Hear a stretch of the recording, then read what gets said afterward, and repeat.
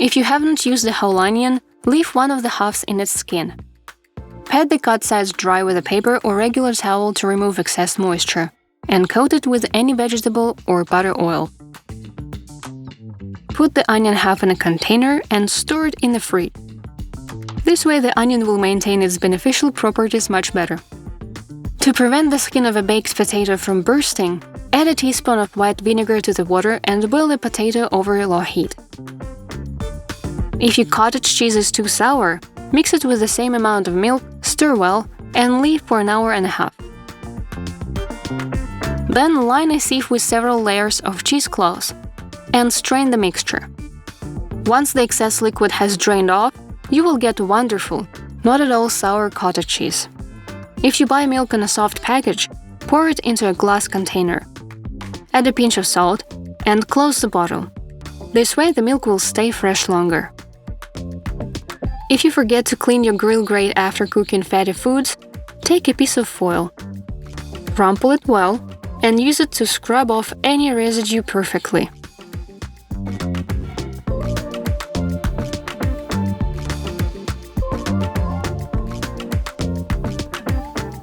To neatly and beautifully remove the core from an apple slice, use a regular plastic bottle cork. To prevent a metal spoon from heating up in a pot, especially when cooking dishes that need constant stirring, use a wooden clothespin. This clothespin will also prevent a silicone spatula from dirtying your table. And with a clothespin, you can close any package. To make clean beef juicy and tender when frying it, marinate it as follows. Rub the meat with chopped onions, add any spices to taste, and mustard or mustard powder. Pour carbonated water.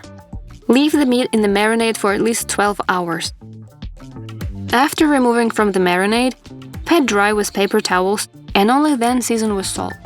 Grease a heated pan with oil.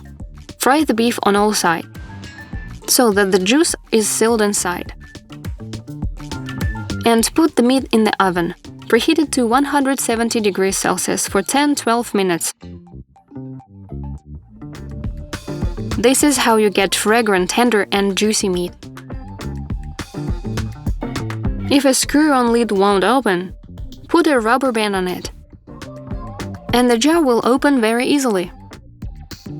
To prevent unwanted bugs from getting into your flour, put a few peeled garlic cloves in it. If you've lost the cap to your favorite salt shaker, take one cork and cut a small piece off.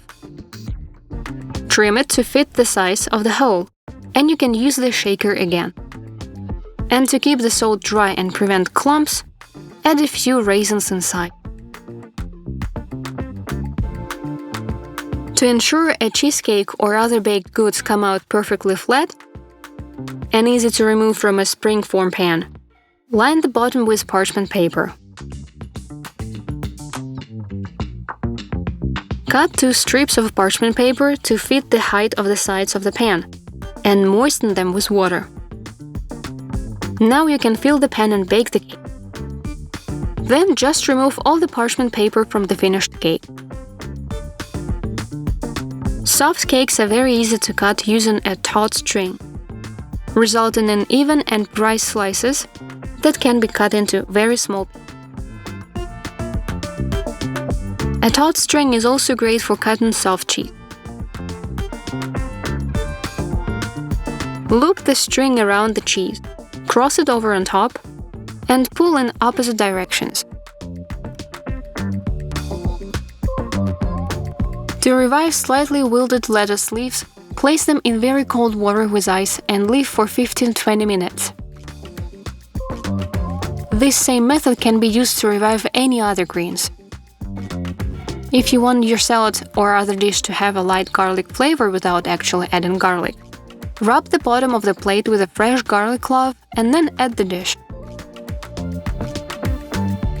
If one glass is stuck inside another, put a few ice cubes in the top glass and place the bottom glass in warm water. Within seconds, the laws of physics will work their magic.